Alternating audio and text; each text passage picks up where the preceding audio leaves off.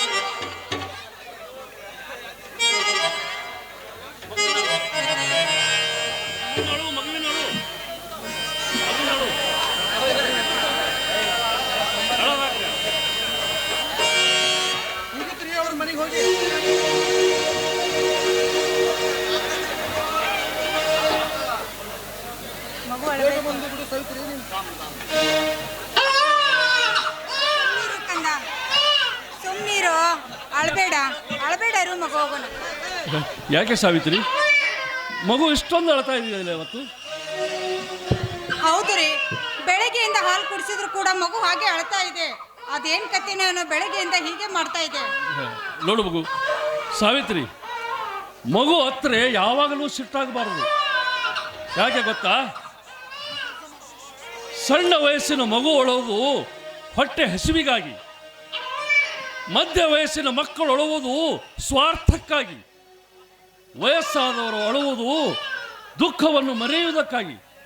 ಆದಷ್ಟು ಬೇಗ ಎದೆ ಹಾಲು ಕುಡಿಸಿ ಸಮಾಧಾನ ಪಡಿಸು. ಆಯ್ತು ರೀ, ಆದಷ್ಟು ಬೇಗ ಸಮಾಧಾನ ಮಾಡಿ ಎದೆ ಹಾಲು ಕುಡಿಸ್ತೀನಿ. ಆದ್ರೆ ಕುಡಿಸಿದ್ರು ಕೂಡ ಮಗು ಹಾಗೆ ಅಳ್ತಾ ಇದೆ. ಬೇಗ ಅವರ ಮನೆಗೆ ಹೋಗಿ ಅರಿವೆ ಗಂಟನ್ನು ಕೊಟ್ಟು ಬರ್ತೀನಿ. ನೀವು ಈ ಟಿಪ್ಪಿನಲ್ಲಿ ಊಟ ಇದೆ, ಊಟ ಮಾಡಿ. ಇಬ್ರು ಸೇರಿ ಊಟ ಮಾಡೋಣ. ಇಲ್ಲ ರೀ, ನಾನು ಬೇಗ ಹೋಗಿ ಬಟ್ಟೆ ಕೊಟ್ಟು ಬರ್ತೀನಿ. ನಾನು ಬರೋದ್ರೊಳಗಾಗಿ ನೀವು ಊಟ ಮಾಡಿ. ಆಯ್ತು ಸರ್, ಆದಷ್ಟು ಬೇಗನೆ ಬಂದ್ಬಿಡು. ಆಯ್ತು ರೀ, ಇಬ್ರು ಸೇರಿ ಊಟ ಮಾಡೋಣ. ಇರ್ಲಿ ಕಂದ, ಸುಮ್ಮನಿರು. ಏ ಕಳ್ಳ, ಯಾಕೋ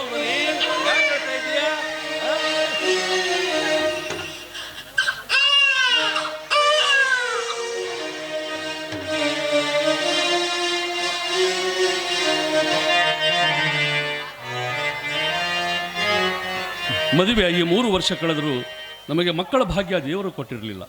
ಅಂತೂ ಈಗ ಒಂದು ಮಗುವನ್ನು ಪಾಲಿಸಿದ್ದಾನೆ. ನಿನಗೆ ನಾನು ಧನ್ಯವಾದಗಳು ದೇವರೇ, ಧನ್ಯವಾದಗಳು. ಆದಷ್ಟು ಮಗುವಿನ ಬಾಳು ಬೆಳಗಲೆಂದು ನಾನು ನಿನ್ನಲ್ಲಿ ಬೇಡಿಕೊಳ್ಳುತ್ತೇನೆ.